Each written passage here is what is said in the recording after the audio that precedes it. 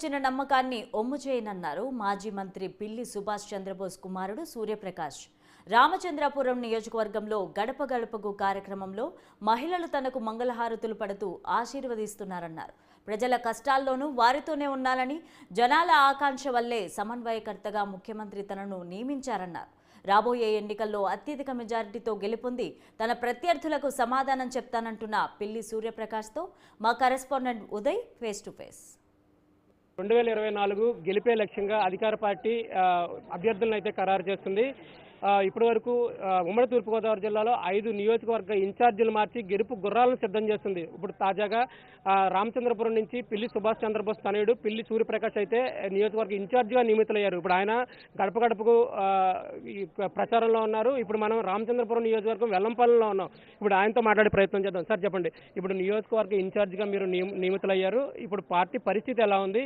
రాబోయే కాలంలో అంటే ఎన్నికల సమయంలో పార్టీ ఎలాంటి విజయాలు నమోదు చేయబోతుంది?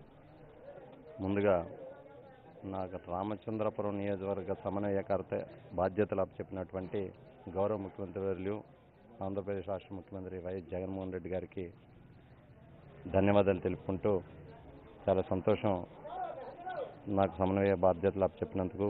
వారికి పూర్తిగా అంకిత భావంతో పనిచేస్తాను.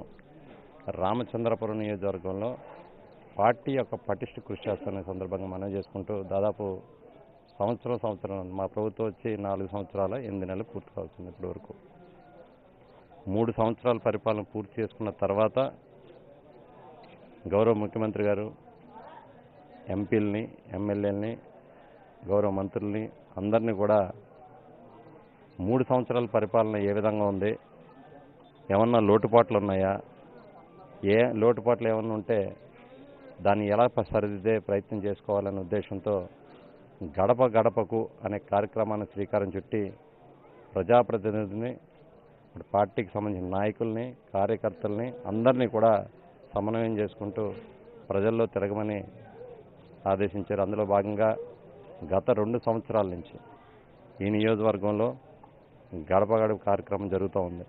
అనేక కార్యక్రమం అంటే ప్రతి గడప తొక్కటం, సంక్షేమ పథకాలు ఏ విధంగా అమలవుతున్నాయి, ఒకవేళ అమలైన సంక్షేమ పథకాల గురించి ఎంతవరకు లబ్ధి చేకూరింది వారికి వివరించే ప్రయత్నం, ఇంకేమన్నా సమస్యలు ఉన్నాయా, ఆ సమస్యలు ఏమన్నా ఉంటే ఆ పరిష్కరించుకునే మార్గం కూడా ఏ విధంగా ఉందో అధికారులతో అప్పటికప్పుడు పరిష్కరించే ప్రయత్నం చేస్తున్నాం. అంటే నిరంతరం మా ముఖ్యమంత్రి గారు చెప్పింది ఏంటంటే, ప్రజానాయకుడిగా మీరందరూ ప్రజల నుంచి ఎన్నుకోబడ్డ నాయకులు అందరూ కాబట్టి మీరందరూ కూడా నిరంతరం ప్రజల్లో ఉండండి అని చెప్పిన గొప్ప వ్యక్తి మా ముఖ్యమంత్రి గారు. కాబట్టి దాదాపు అన్ని రాజకీయ పార్టీల నాయకులు కాకుండా, అంటే దాదాపు అన్ని రాజకీయ నాయకుల పార్టీలు ఎలా ఉంటారంటే, ఎన్నికలు అయిపోయిన తర్వాత మళ్ళీ ఎన్నికలకు 2 నెలలు ఉందిగా అందరినీ కూడా ప్రజల్లో తిరగమంటారు.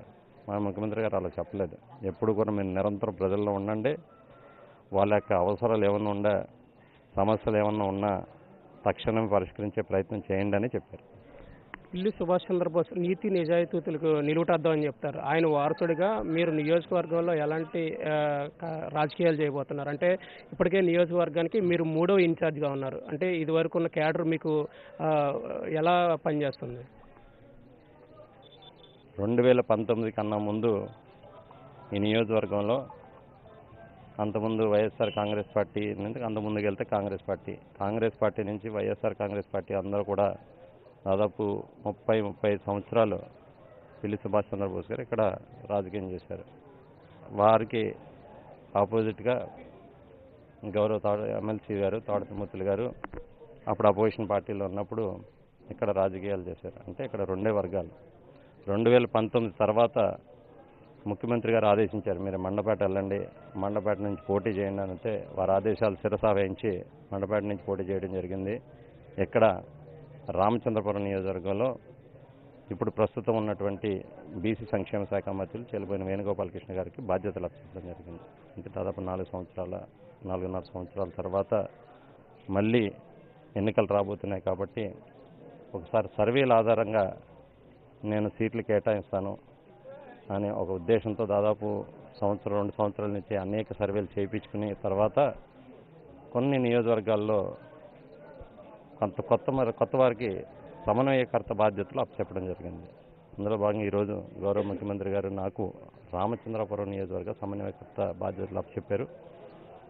గౌరవ బీసీ సంక్షేమ శాఖ మంత్రులకు చెలుబైన వేణుగోపాలకృష్ణ గారికి మా రాజమండ్రి రూరల్ బాధ్యతలు అప్పచెప్పడం జరిగింది.